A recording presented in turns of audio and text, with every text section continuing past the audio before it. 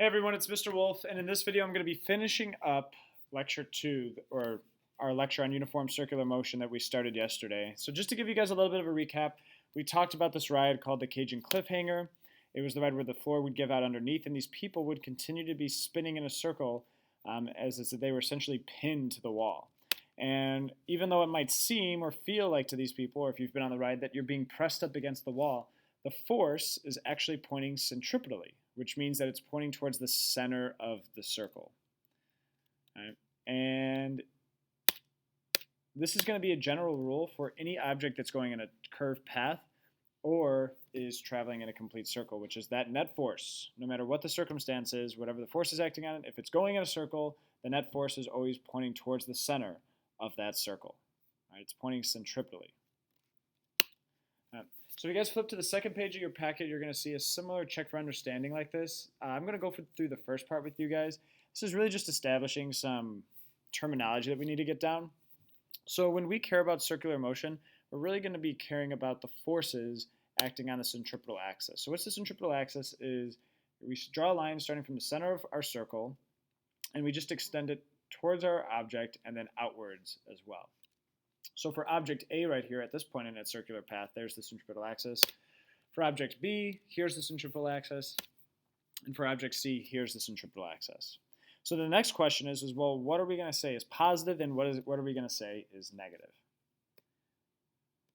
So what's positive is always going to be pointing towards the center of the circle. That makes it easy because sometimes my object can be here, the next time it could be over here, and here, and so the center of the circle always changes direction in terms of what arrow that's going. But if we just say positive, we know that it's always going towards the center of the circle, and if it's negative, that means that that force is going to be pointing away from our circle.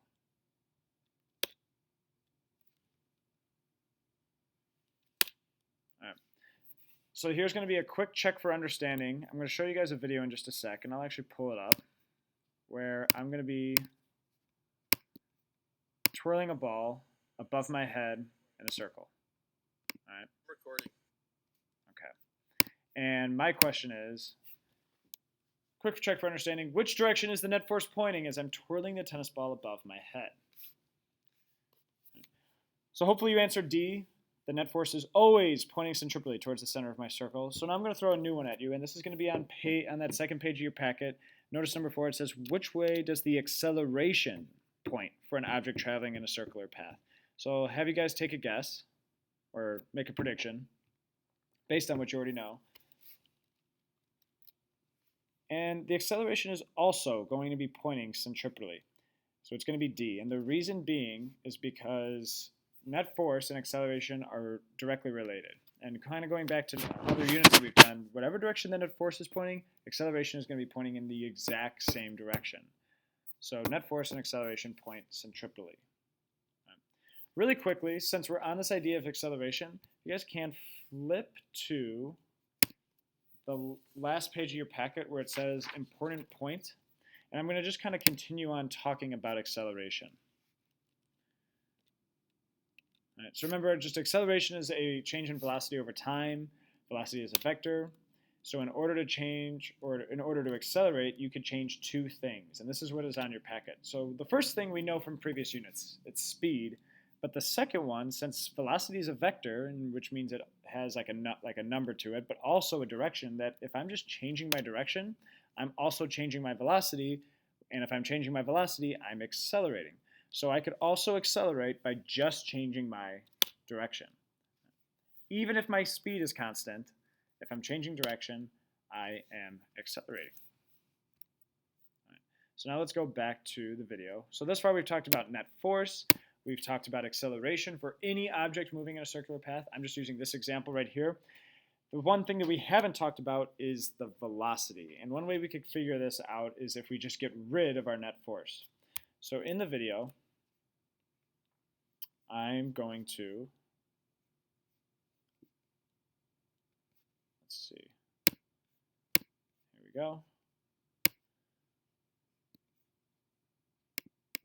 So I'm swinging it above my head, and at some point, I'm going to let go of the ball right around here. So right around here. All right, one more loop. One more loop. All right, so you can see my hand right here that I'm letting go of the ball. So the question is from here to here, I let go of the ball. What's this ball going to do now? And here are your options. All right, A goes tangent, B, it kind of curves along the path, and C, it kind of does this like 90-degree whip around right here. All right, so let's see what happens. I rewind it a little bit. All right, and if that was difficult to see, let's do it in slow motion.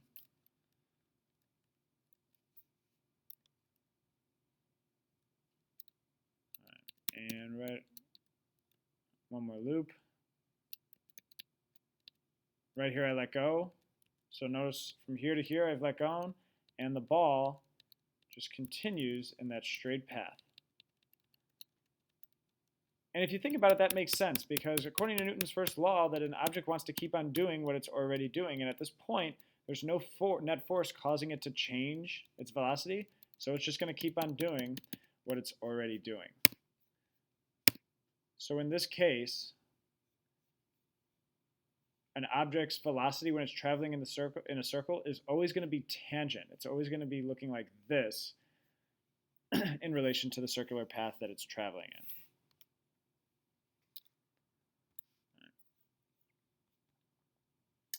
So I think that's it in terms of the video, but if you guys look on page 19, there's a box that says bringing it all together, and I just want you to answer those questions, or not the questions, but I want you to just draw the arrows for any object traveling in circular motion. What's its net force going to be? What's its acceleration going to be?